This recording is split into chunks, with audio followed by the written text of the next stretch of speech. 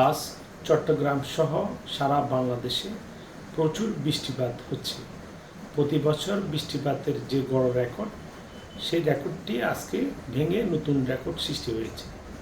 আমি অতিবৃষ্টি অর্থাৎ প্রচুর বৃষ্টিপাতের কারণে এই অঞ্চলে যে সকল কমন রোগ হয় সে ব্যাপারে কিছু আলোকপাত করব, যাতে আমাদের শুভাকাঙ্ক্ষী এবং রোগীরা সতর্ক থাকতে পারে।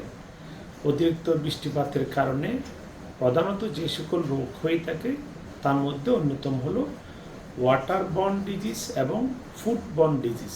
কারণ অতিরিক্ত বৃষ্টিপাতের কারণে নালা নর্দমায় পানি অতিবাহিত হওয়ার কারণে নর্দমা পচা খারাপ পানিগুলিও অনেক ভালো পানির লাইনের সাথে, বিশেষ করে ওয়াসার বিভিন্ন সুয়ারাজের যে লাইনগুলি আছে সেগুলি এর মধ্যে ক্ষতিগ্রস্ত হয়ে ভালো পানির অর্থাৎ সুপেয় পানির যেই ব্যবস্থাগুলি আছে সেগুলির সাথে মিশ্রিত হয়ে অনেকগুলি পানিবাহিত রোগ সৃষ্টি হওয়ার সম্ভাবনা তৈরি হয়। তার মধ্যে অন্যতম হল টাইফয়েড। টাইফয়েড একটি পানিবাহিত রোগ। এছাড়া আরও বেশ কিছু রোগ হওয়ার সম্ভাবনা থাকে পানিবাহিত রোগের মধ্যে, যেমন কলেরা এবং ডায়রিয়া। তো আমাদের এই অঞ্চলে কলেরার প্রাদুর্ভাব অনেকাংশে কমে গেছে, কিন্তু পানিবাহিত রোগের মধ্যে ডায়রিয়াটি একটি কমন রোগ, যা অল্পতেই আমাদের এই অঞ্চলে, বিশেষ করে নগরে যারা বাস করে তাদের হওয়ার সম্ভাবনা অনেক বেশি থাকে।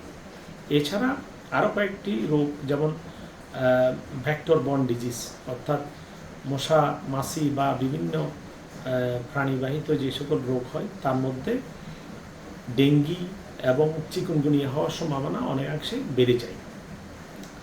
ইদানিং চট্টগ্রাম সহ সারা বাংলাদেশে ডেঙ্গির প্রাদুর্ভাব এত বেশি বেড়ে গেছে যা কল্পনাতীত। এবং আরও যে কমন কয়েকটি রোগ হওয়ার সম্ভাবনা এই সময়ে হয় তার মধ্যে সবচেয়ে কমন হলো ইনফ্লুয়েঞ্জা, অর্থাৎ ভাইরাল ফ্লু। সর্দি, কাশি, বুকে কফ লাগার মতো কমন কিছু রোগের প্রাদুর্ভাব এই সময়ে দেখা যায়। আর এই সকল রোগ থেকে বেঁচে থাকার জন্য যে জিনিসটি সবচেয়ে বেশি প্রয়োজন সেটা হলো বিশুদ্ধ পানি পান। পানি ছেঁকে সিদ্ধ করে অথবা যে কোনো আধুনিক উপায়ে ফিল্টারাইজেশন করে সেবন করার চেষ্টা করবেন। আর খাবার দাবার সবসময় সর্বোচ্চ তাপমাত্রায় গরম করে খাওয়ার চেষ্টা করবেন। বাইরে হওয়ার ক্ষেত্রে অবশ্যই সতর্ক থাকবেন, যাতে করে অতিরিক্ত বৃষ্টির পানি গায়ে বা বৃষ্টিতে ভিজতে না হয়। বাড়ির বা বাসার আশেপাশে, আঙ্গিনার আশেপাশে জমানো পানি থাকলে সেগুলি ফেলে দেওয়ার চেষ্টা করবেন। কোথাও যাতে পানি জমে না থাকে সে ব্যাপারে সতর্ক থাকতে হবে। তো যে বিষয়টি আপনাদের সাথে আজকে আমি ক্লিয়ার করতে চাই সেটা হলো, প্রত্যেক বছর নিয়ম অনুযায়ী আমাদের দেশে বর্ষাকাল আসে।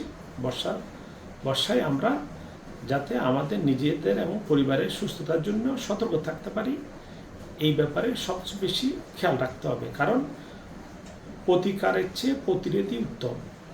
রোগ হয়ে গেলে সেটাকে মোকাবেলা করার জন্য ব্যক্তিগত পর্যায়ে বা সামাজিক পর্যায়ে বা রাষ্ট্রীয় পর্যায়ে বিভিন্ন ব্যবস্থা গ্রহণের চেয়ে নিজের এবং পরিবারের রোগ প্রতিরোধ ব্যবস্থাটাকে সজাগ দৃষ্টিতে গ্রহণ করলে অনেক ক্ষেত্রে সুস্থ থাকা যায়। আর এই সকল রোগের ক্ষেত্রে একজন হোমিওপ্যাথিক ডাক্তার হিসেবে আমি বলবো, যে কটি রোগের নাম বলেছি সবগুলির চিকিৎসা হোমিওপ্যাথিতে আছে। বিশেষ করে কয়েকটি কমন কেস অতি দ্রুত হোমিওপ্যাথিক ওষুধে ভালো হয়, যেমন ইনফ্লুয়েঞ্জা, ভাইরাল ইনফেকশন, যেমন এই যে সর্দি, কফ, কাশির মতো জটিলতা, বা এই যে ভাইরাল ইনফ্লুয়ের সাথে কোভিডের একটা লিঙ্ক এসে যায়। এছাড়া cholera, typhoid, malaria, dengue, chikungunya বা ডায়রিয়ার মতো কমন কেসগুলিতে খুব দ্রুত হোমিওপ্যাথিক চিকিৎসা নিলে রোগী সুস্থতা ফিরে আসে। সুতরাং সবার প্রতি পরামর্শ থাকবে, আগে সচেতন হন, রোগ প্রতিরোধ ক্ষমতা বাড়ানোর জন্য লাইফস্টাইল মেনটেন করেন এবং রোগ প্রতিরোধ বা রোগকে যাতে শরীরে আসতে না পারে, অর্থাৎ আক্রান্ত হতে না পারেন, সেই জন্য যতগুলি সতর্ক ব্যবস্থা আছে সেগুলি ফলো করে চলুন। এবং ইতিমধ্যে যারা এই সকল রোগে আক্রান্ত হয়েছেন তারা দেরি না করে একজন রেজিস্টার্ড হোমিওপ্যাথিক ডাক্তারের শরণাপন্ন হন, তাহলে দ্রুততার সহিত এই রোগগুলি থেকে মুক্তি পাবেন বলে আশা করছি। ধন্যবাদ।